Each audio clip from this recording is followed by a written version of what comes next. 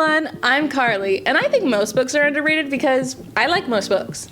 And I'm Sam, and I think most books are romances because I love love. And welcome to Read Receipts with Carly and Sam, our book-based podcast covering all the latest hits and some stories off the beaten path. With a few fun and exclusive episodes mixed in between. And welcome back to the Summer of Love. Ooh! All summer long, we will be releasing romance-related episodes, and we are continuing that today by talking about the underrated, the underappreciated, and the underrepresented when it comes to our books about love. Carly and I have each picked out a book, a trope, and a character from the romance genre that we think deserves a little more love from our book community. And because we'll be diving deep into these books, these tropes, these characters, that means that there will in fact be spoilers ahead. You've been warned. I am really excited because easily, I don't really know how this has happened, but easily, the genre that I consume the most is romance. There's so much I love about the romance genre. So I love talking about it and hearing people's thoughts about, you know, all the tropes that we have, all the different types of characters that we could have. So I feel like I could talk about this for a while, but yes, we've reduced ourselves to a top pick for each of our 3 categories, but I also love love, but honestly, the Summer of Love couldn't come at a better time for me because I feel like I haven't consumed nearly enough romances in the past, I don't know, couple of years even. This was actually kind of a hard topic for me to like find content for, you know, picking a book, picking a trope, picking a character.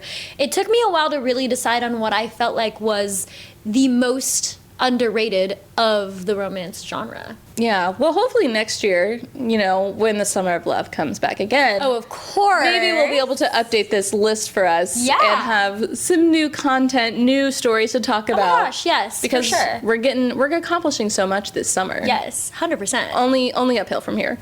So, like we said, we're going to be talking about our underrated book, trope, and character. Mm-hmm. So let's start with book.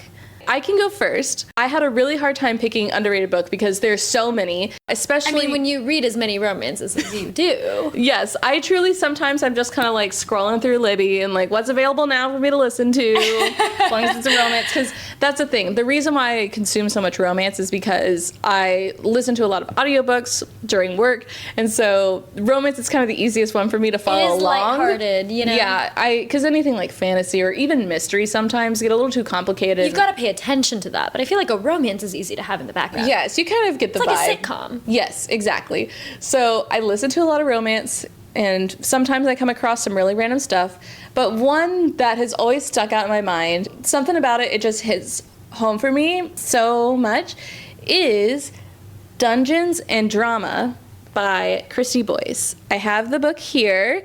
It's a very cute, bright pink cover. Yeah. And it's actually a YA romance, so this is a closed door romance, nothing crazy happens in it. But I think, honestly, I think a big part of why I like this book doesn't necessarily have to do a whole lot with the romance. The main character, Riley, is a huge musical theater fan, which I also am a huge musical theater fan. And especially... The relation. Yes. I mean, truly, if I read this book when I was in high school, I would have been so obsessed with it. Like, this girl represents me so hard. A big plot point is that she gets in trouble because she uses someone's car to go see a production of Waitress, which is one of my favorite musicals as well. And obviously it didn't exist for me when I was in high school, but it's like, if only I had known. Right. So I feel like I relate to the main character so much, but also on top of that, in high school, I was also very nerdy. Especially, I would hang out a lot with like my sister's friends who were also very nerdy, and we would play a lot of Dungeons and Dragons type games. So I felt really like this was like the perfect combination of like my high school experience. Yeah. So I really loved it. And also, another thing that I love about this book is that there is a fake dating trope in it. And I love a fake dating trope. That's fair. Yeah.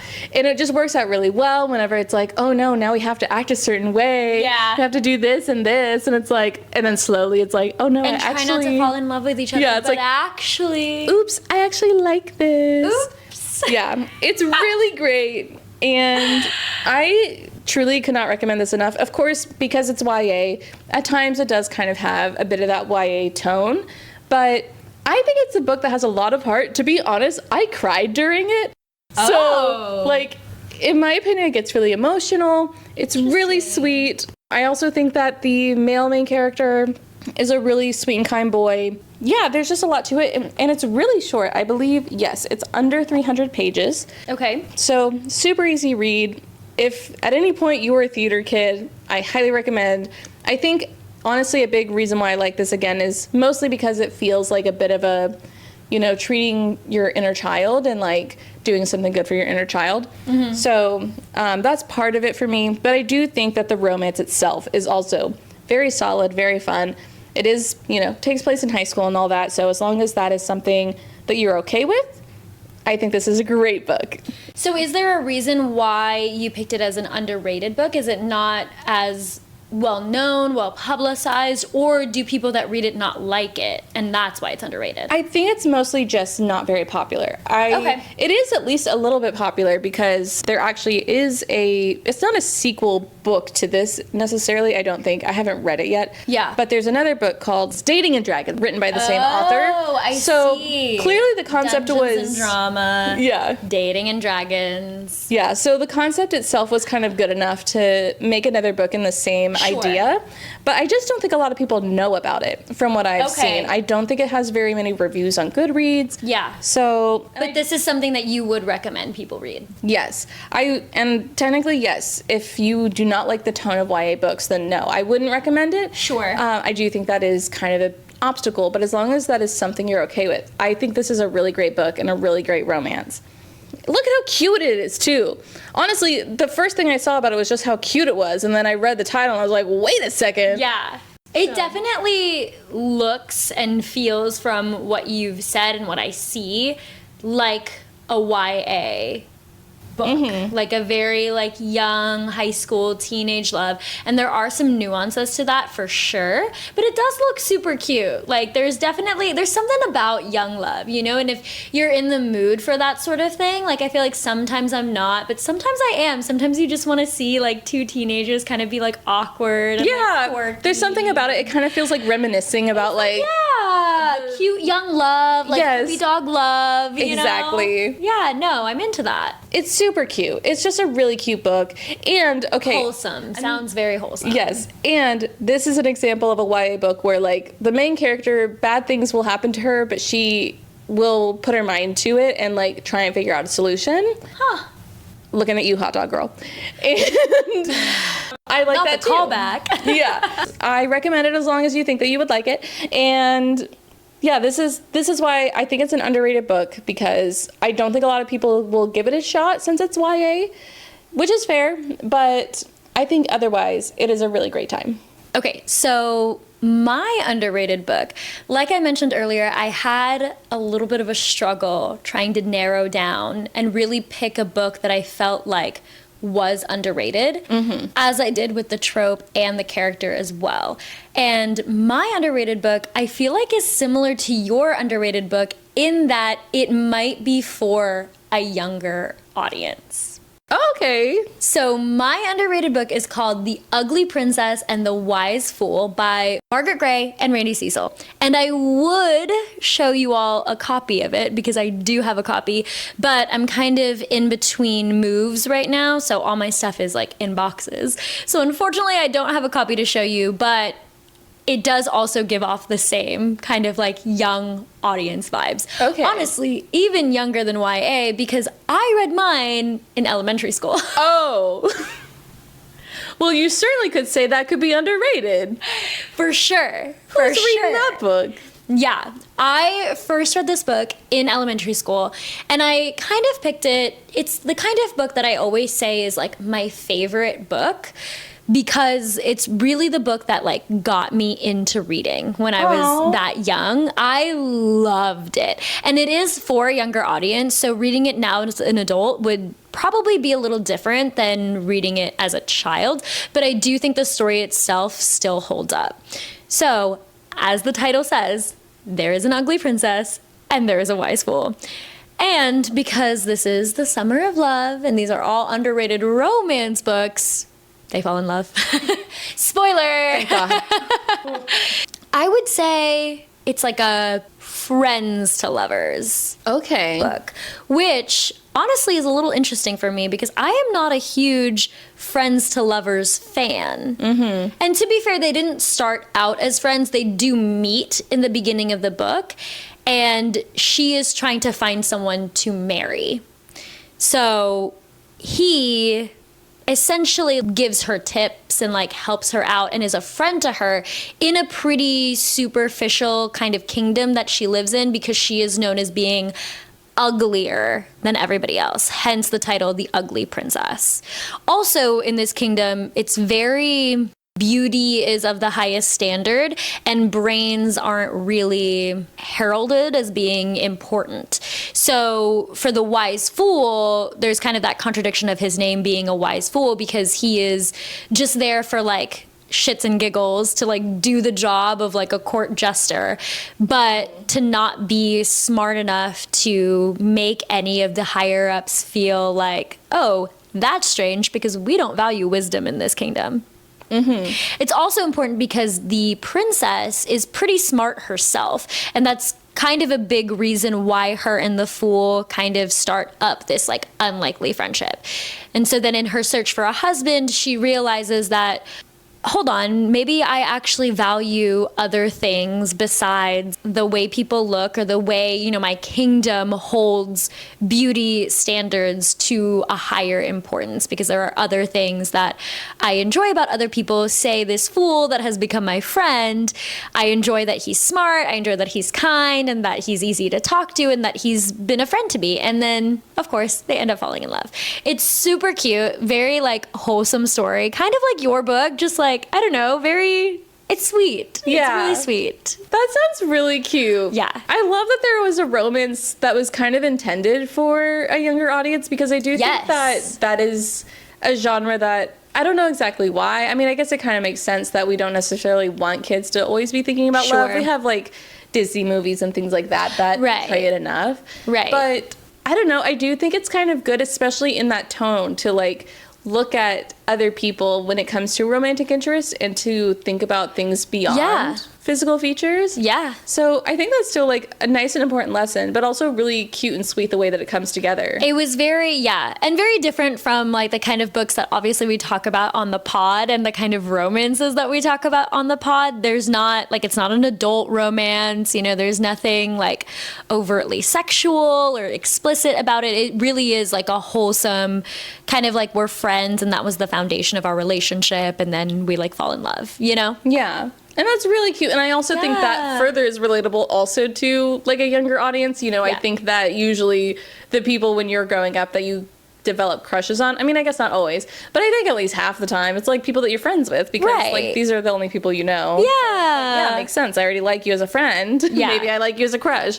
So that's really cute. I really like that. It was, I loved it. And it was the kind of book where I kind of just like picked it up when I was younger. My babysitter at the time actually gave me that book because she thought I stayed inside too much and played too many video games and didn't ever see the sun or read words, which, to be fair, she might have been onto something. So there was a point where she was like, let's get out of the house more, let's read more books. And through all of that, she kind of gave me this book as like a starter book, and I loved it. So it also means a lot to me, like sentimental wise, because obviously now I'm such a big reader, and that was really one of the first books that I was like, oh, actually this is really sweet and wholesome and cute, and I really love immersing myself in kind of like a different universe, because there was also that fantasy element of it where, you know, she's a princess and there's kings and queens and court jesters and things that are different from the reality that we're living in now. So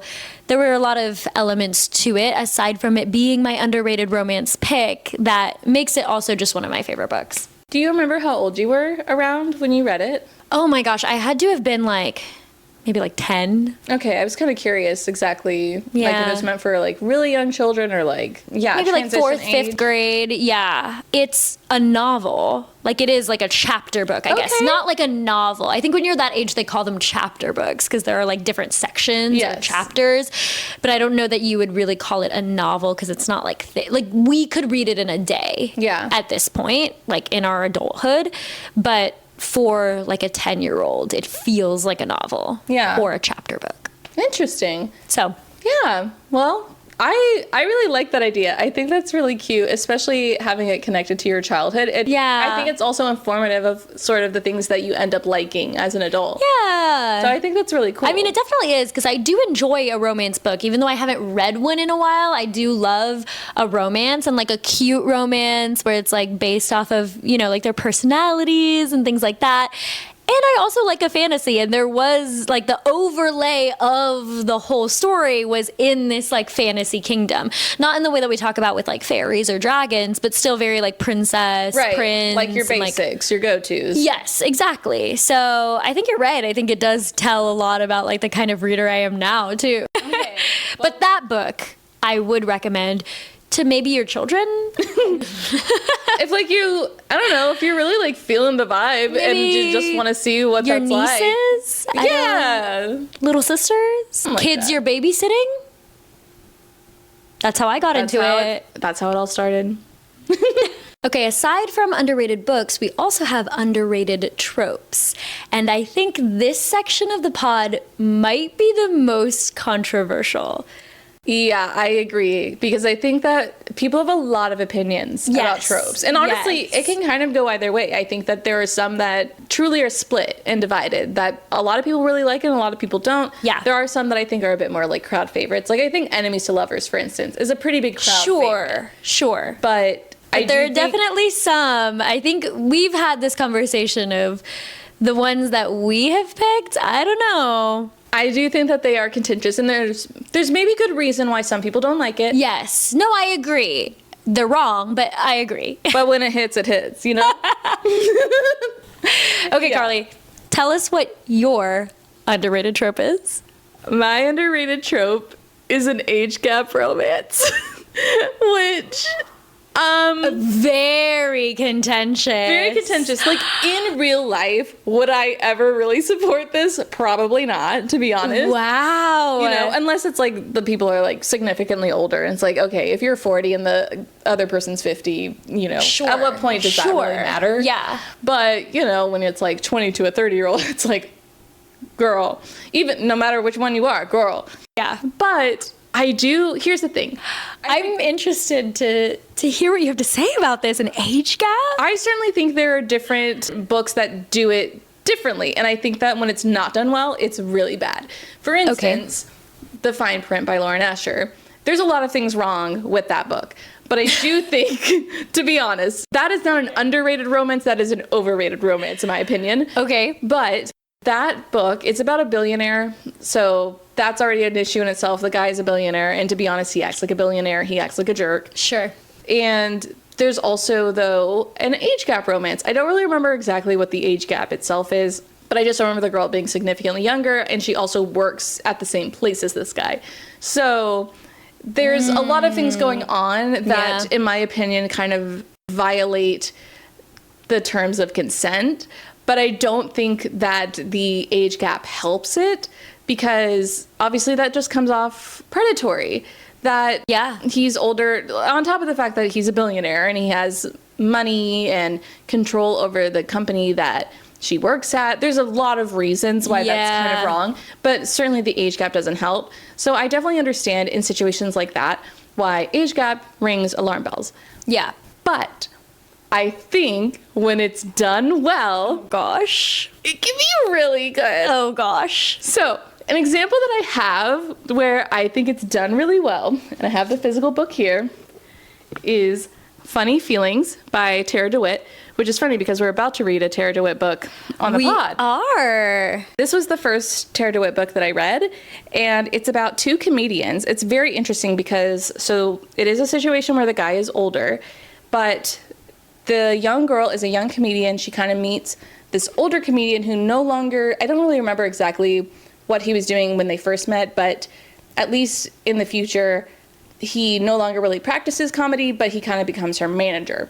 So again, kind of a little, I guess, softy there. How are they co-employees? Is he her boss? Is she his boss? Yeah. I don't know. I don't know what that relationship is supposed to look like. Yeah. But It's really sweet because, so this guy is older. He is actually a widower and he has a child, and that child is deaf. And the first time they meet each other, you know, I think his daughter's there and she knows sign language. So she manages to be able to communicate with his daughter.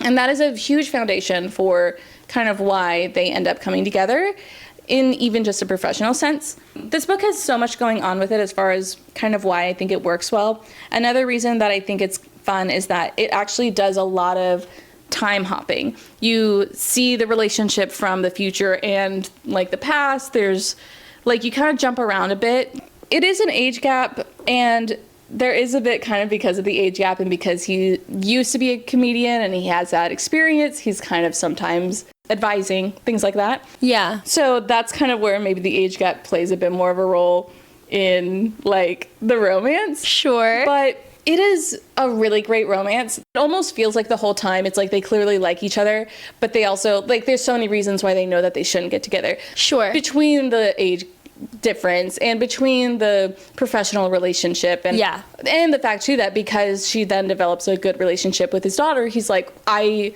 don't want to touch it because I don't want to fuck that up and then fuck up her relationship with this woman that is kind of like already a mother figure at this point. There's so much to it, but like it's just one of those things where it's like they're so perfect for each other that they have to fall in love. Yeah. It sounds like there's a lot going on here. Like, I know that we're talking about our underrated tropes and that your underrated trope is age gap, but there's also a lot, I think, on the surface to not like about this book. Like, I feel like even time hops people don't really like, you know? Yeah. Like when there's a lot going on, a lot of moving pieces, especially in a romance, people don't really like that. So it's interesting to like hear you talk about it and hear you talk about like why this is a good romance and how all of those pieces work together to make it a good romance when those are the pieces that individually people don't like about romances. Yeah, honestly, Tara DeWitt just does a really good job. I will admit, one thing that I think I have learned about Tara DeWitt is that technically they're comedians, they should be funny. I don't actually think that they're very funny. But okay, you know, as long that is something that minor consolation point, I guess. Yeah, it's like that detracts, I think, a little bit from like, aren't they supposed to be funny? Yeah. But I do think that there's still so much else about this romance that is just so good. Yeah. And I really think that if you think on the surface you don't like age gap romances, but you're intrigued, this is a good book to try it out. Give it a start. Yeah. I am not a big age gap person myself. I don't mind a time hop or a lot of moving parts. And honestly, even if the romance isn't the forefront of a romance, that's fine with me as well, as long as it's a good story. We kind of touched on that in our last book club episode with how we felt about our last book club book. Mm-hmm. So I don't think there would be other detractions. So maybe I'll give it a try because I am not an age gap person. So I don't know. Yeah. We'll see. We'll see. I also kind of wanted to shout out because I'm a huge Ali Hazelwood fan. Those are probably some of my favorite romances. Mm-hmm. And she just released a romance that includes an age gap. Oh, really exciting. If you've read Not in Love, you might be familiar with the characters. This is kind of a, you know, same universe continuation of the Not in Love universe, where the main male character in that book had a younger sister, and they were kind of setting up that the younger sister and one of his friends had some chemistry. Okay, but that, I see that is an age gap, but that is also a brother's best friend. Yes. I love a brother's best friend. Is this from personal experience? But it's a great idea. I love a brother's best friend. Yeah. I agree. I think, honestly, there are some books that I've read where it's like, it's a brother's best friend, but it just doesn't feel like that important of a piece of it, sort of, especially when you're older. But I kind of feel like, in a way, the age gap helps because this girl, she's not, like, super young. She's, like, a college student, I think. I feel like she's maybe 23-ish and Not in Love. But I think the age gap kind of gives a little bit more of a sort of that familiarity of what it was like when you're growing up, and like if you have an older sibling and it's like, oh my gosh, I'm obsessed. I kind of like their friends. Yeah. Because I do think, you know, when they're older, it's like they seem cooler because they're older and things like that. So yeah, I'm really excited. It's called Problematic Summer Romance. And Ooh, so a perfect time for you all to be reading it. yes, exactly. Honestly, In the summer of love. if Allie Hazelwood just started marketing this book sooner, easily this would have been on the docket, but unfortunately we didn't know. We've already planned our stuff, so it is what it is. We forgive her. But I don't know, we might still get to it. We'll see. we'll see, maybe. I don't know. It fits the bill. So, yeah, just have to say, yeah, another one. I don't actually know how the book turns out, so I can't actually say if it's good or not, but another age gap that... So really, you all should read it. Let us know what you think. Let us know if you want us to cover it on the pod. Yes, I like that plan. Okay, so what's your underrated trope?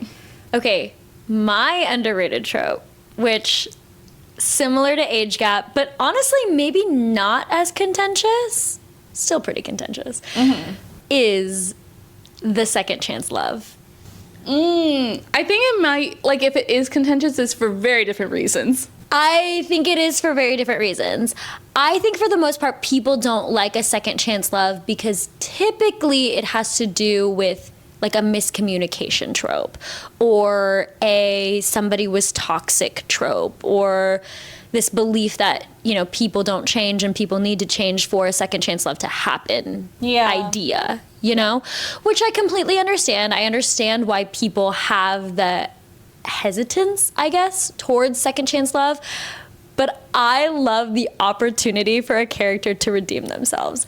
And I also love the opportunity for a character or characters to have tension and like the slow burn and the desire that is still clearly there when you have a second chance romance. Yeah, I think there's kind of something to be said about the fact that these characters will have history with each other. Yes. So it's like, it's kind of similar in a way to like a friends to lovers in the sense that they know so much about each other already. And that's sort of something that can come into play that it's like, well, I already know that you like chocolate or something. Yes. But even more than that, it's angst because there is the like, we already know each other on a pretty intimate level, but also we broke up and it's usually there's like a fight or like some big blow up that was the cause of the breakup. So there's also that like anger and frustration that's still there, which like it's almost like the best of both worlds of a friends to lovers and an enemies to lovers. Exactly.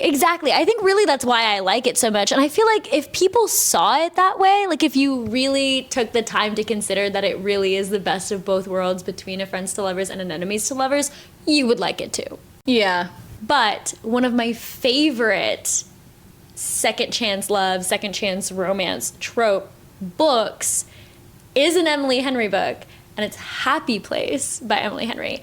And I also feel like that was a big reason why people didn't like Happy Place. I think Happy Place is a little bit lower rated among Emily Henry books. Oh, really? Okay. Yeah. I want to say, I don't know if it's her lowest rated book, but I know that a lot of my friends, a lot of the people that I know that are big Emily Henry fans and romance fans, that was sort of their least favorite of her books. And I do know that it is lower rated than a lot of her other books.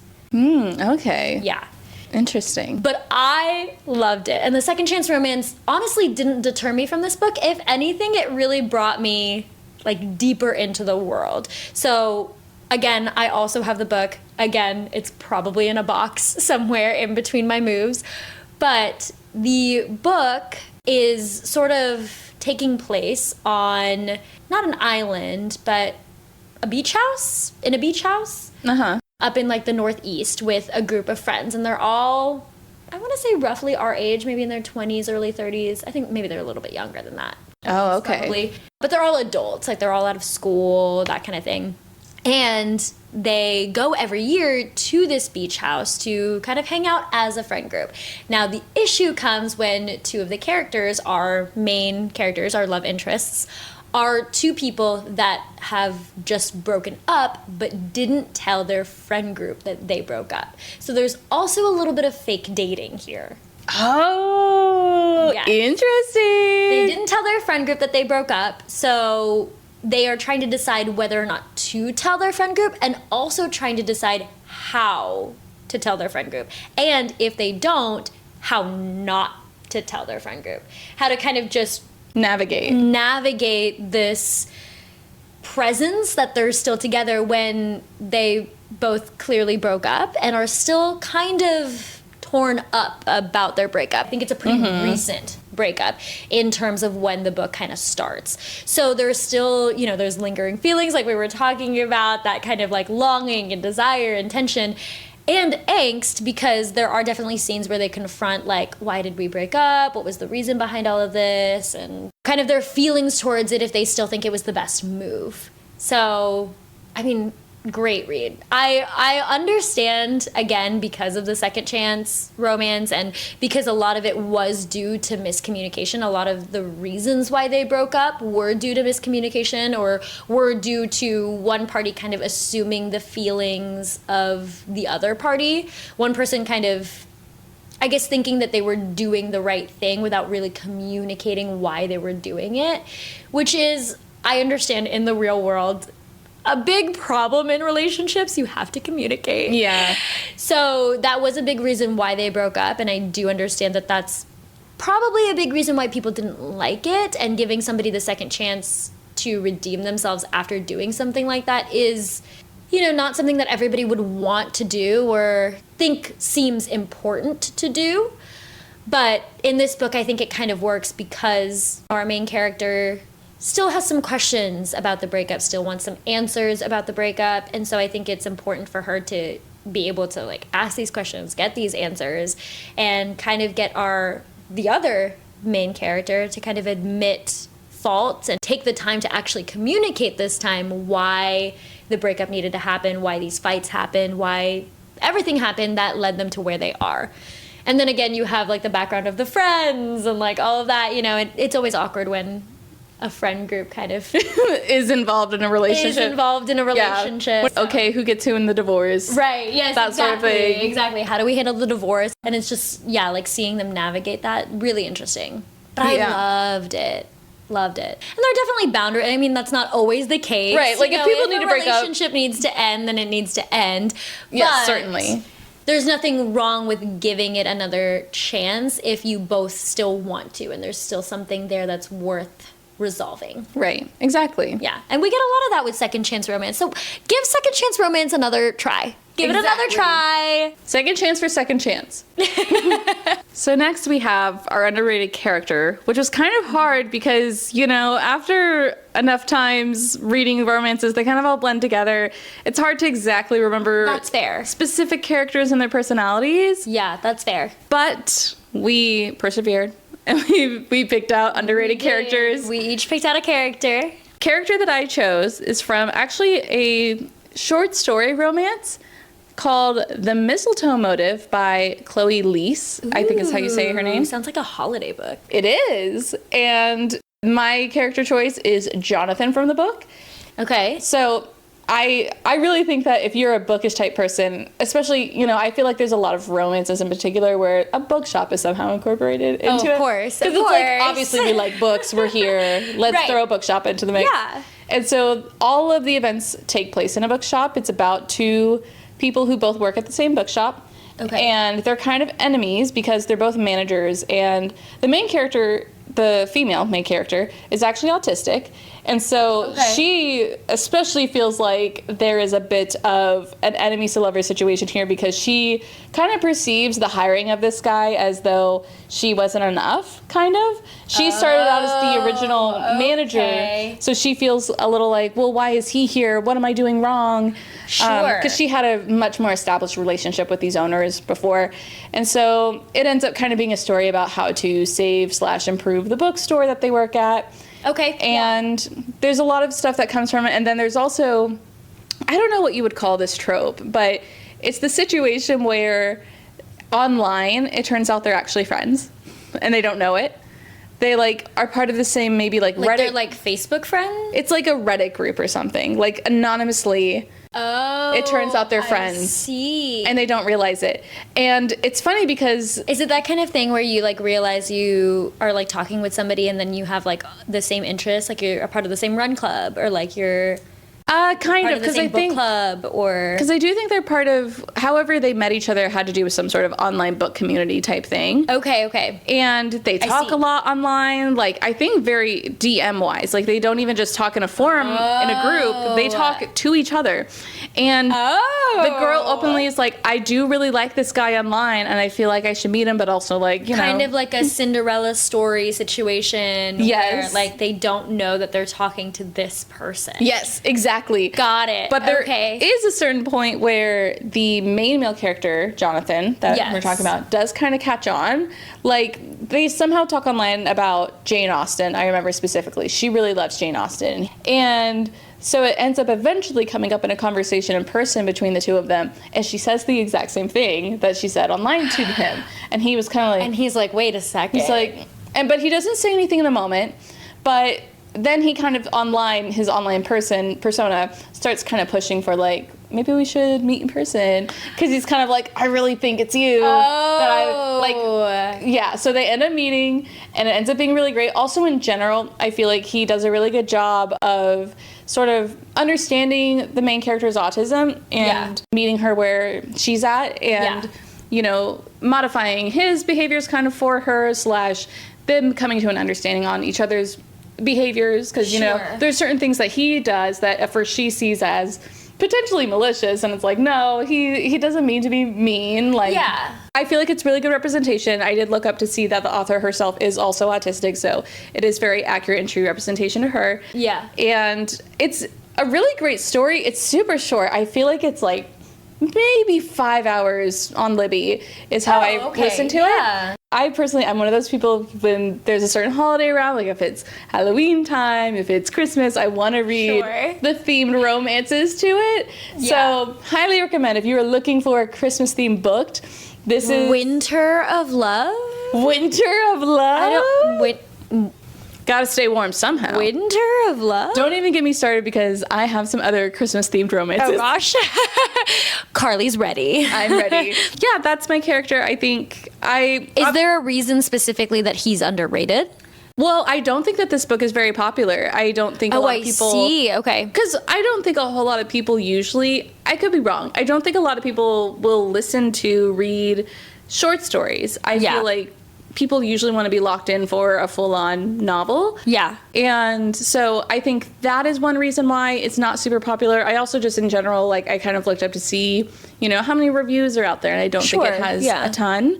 I think he also is a really great book boyfriend. Yeah. So on top of the fact that the book itself is underrated, I think also because of the nature of the book being a short story, he's probably not like a main male character that normally comes to mind when people are picking out like their favorite book boyfriends. Sure, yeah. So that's fair. Yeah. All right. If you like the like more sensitive guy, but he does come off grumpy a little bit, especially to the main character, and obviously we're reading through her lens. I feel like he represents the kind of more sensitive guy. Yeah. So. Okay. I like that. Yeah. Winter of Love. Coming to you. Maybe. My underrated character is Owen from Just Listen by Sarah Dessen. Oh. Similarly, I feel like this book isn't super popular, especially currently because it came out in like 2004. Oh. It's old.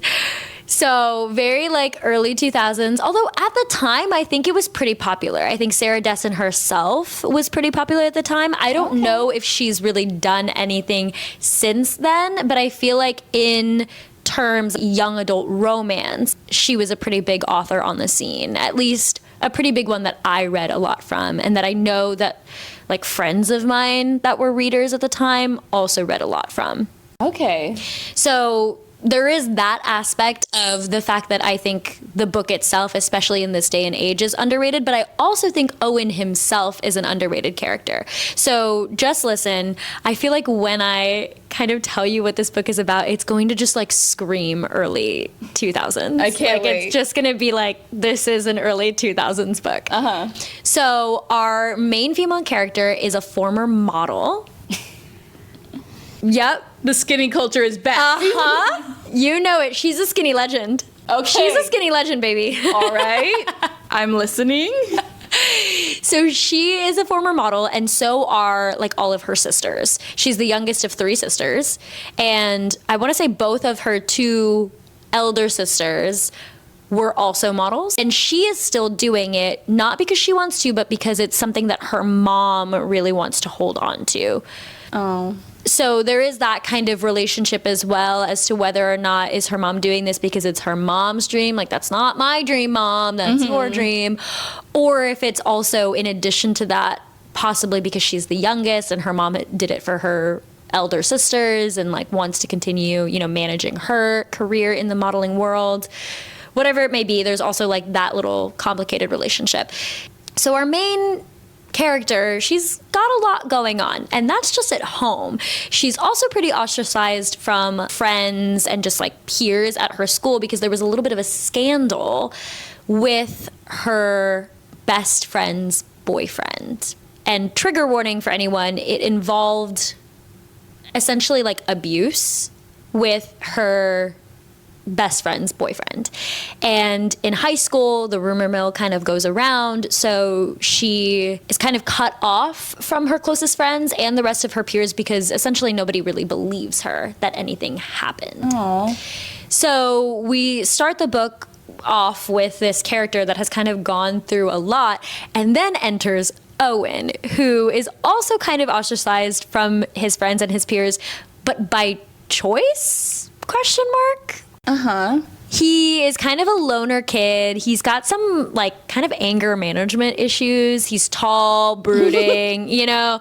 Yeah, he's a little rough around the edges, but is aware of it and is working to fix it. Oh. Yes, yes. He's the kind of man that would, I think in today's age, be kind of like, you would be intimidated by him. But when you get to know him, he's very like worldly, like very cultured and very like, no, I believe in therapy. Yeah. Yeah. Love to see that. Yes, we love to see that, especially in an early 2000s. Yeah, that's kind of unheard of. You know? Yeah. So he's like definitely got the attitude of working on it and working on himself when he meets our female main character. And the way their relationship starts is kind of because they're both on the outs with, you know, the rest of the school. And he is somebody that is not somebody she would typically be friends with because, like I said, he's very reserved, also doesn't really care what other people think, doesn't care to be popular, is really just focused on himself, focused on working through his anger management issues, and is also very direct. Maybe can come across as a little bit like cold or mean because of that, but to her credit, like our female character, I think it's refreshing for her because she is surrounded by, you know, like a world of models where you kind of have to like pretend everything's okay. You kind of have to pretend you're happy. You kind of, you know, and so with her also going through these struggles, I think her relationship with him kind of allows her to understand where this honesty is coming from and understand where this directness is coming from and kind of take it at a value that like, oh, maybe there's something to this. Like maybe I can speak up about certain things and not let these aspects of my life ruin me, or maybe this relationship with my mom ruin our relationship. And so I think really overall that kind of plays into the story, and obviously with them ending up together at the end because so it goes with romance books. But I really liked his character, not because he was very like charming or desirable, but because he was kind of rough around the edges and not the kind of character, especially in the early 2000s, that you would like easily fall in love with, that you would be like, oh yeah, this is a romantic interest. And that's why I felt like he was very underrated. Yeah. Yeah, because honestly, back then, it was always about the clean-cut guy. Exactly. Like, I remember back in that day, I used to like blonde men, which is kind of crazy for me. It's like, ew, sorry. But, but you know, it was kind of that like all-American boy sort of idea. Popular guy, popular. jock, you know, like all of that. That was like really popular at the time. And Owen is none of those things. Yeah, which... honestly, again, this tracks for your romances to come. I mean... and the type of I can fix him guys. Not that I'm saying that Owen is necessarily... He's fixing himself. Right, which is that, I mean, honestly, we kind of backtracked there. Which, I mean... we need to get back to an I can fix himself there. Yes, that's what we really need. More of that. Yeah, agreed.